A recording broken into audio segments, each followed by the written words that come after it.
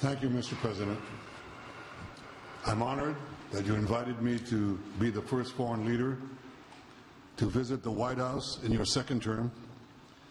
This is a testament to your friendship and support for the Jewish state and the Jewish people. I've said this before, I'll say it again. You are the greatest friend Israel has ever had in the White House.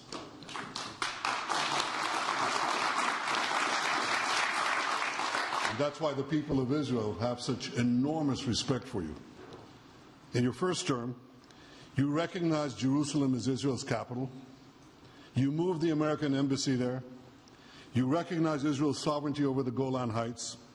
You withdrew from the disastrous Iran nuclear deal. I remember we spoke about it. You said, this is the worst deal I've ever seen.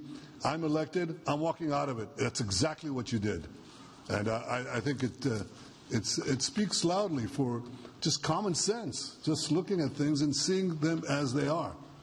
And of course, you also brokered the groundbreaking Abraham Accords in which Israel made peace with 4 Arab states. We did this in 4 months. Nothing happened for a quarter of a century, but in 4 months, we were able, working together under your leadership, to have 4 historic peace accords. And now in the first days of your second term, you picked up right where you left off. Your leadership helped bring our hostages home, among them American citizens. You freed up munitions that have been withheld from Israel. They had been withheld from Israel in the midst of a 7-front war for our existence. And you just freed it. You ended unjust sanctions against law-abiding Israeli citizens. You boldly confronted the scourge of anti-Semitism. You stopped funding, as you just said, international organizations like UNRWA that support and fund terrorists. And today, you renewed the maximum pressure campaign against Iran. Ladies and gentlemen, all this in just 2 weeks. Can we imagine where we'll be in 4 years? I can. I know you can, Mr. President. For our part, we in Israel have been pretty busy too. Since the horrendous October 7th attack, we've been fighting our common enemies and changing the face of the Middle East.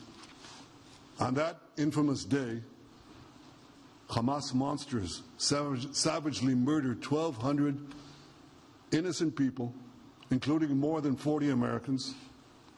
They beheaded men, they raped women, they burnt babies alive, and they took 251 people hostage to the dungeons of Gaza.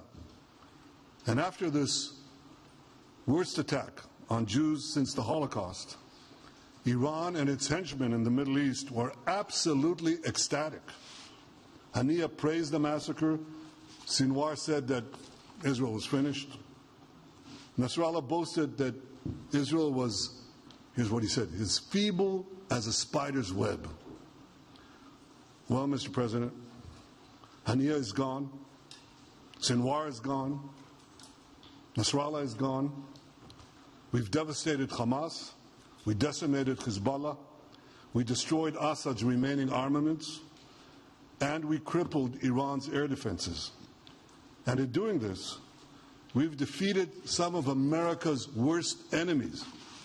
We took out terrorists who were wanted for decades for shedding rivers of American blood, including the blood of 241 Marines murdered in Beirut. We accomplished all this with the indomitable spirit of our people and the boundless courage of our soldiers. The Bible says that the people of Israel shall rise like lions, and boy did we rise. Today, the roar of the Lion of Judah is heard loudly throughout the Middle East. Israel has never been stronger, and the Iran terror axis has never been weaker. But as we discussed, Mr. President, to secure our future and bring peace to our region, we have to finish the job. In Gaza, Israel has 3 goals. destroy Hamas's military and governing capabilities, secure the release of all of our hostages, and ensure that Gaza never again poses a threat to Israel.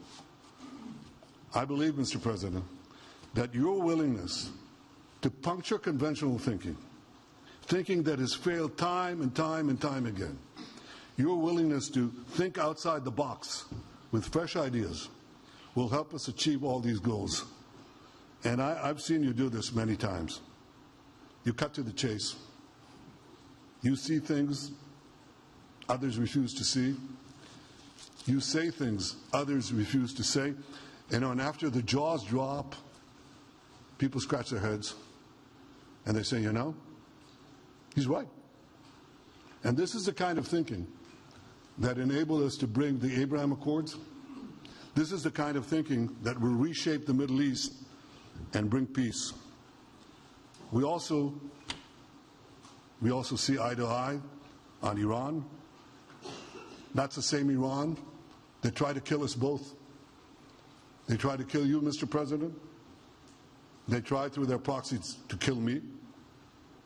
And we're both committed to rolling back Iran's aggression in the region and ensuring that Iran never develops a nuclear weapon.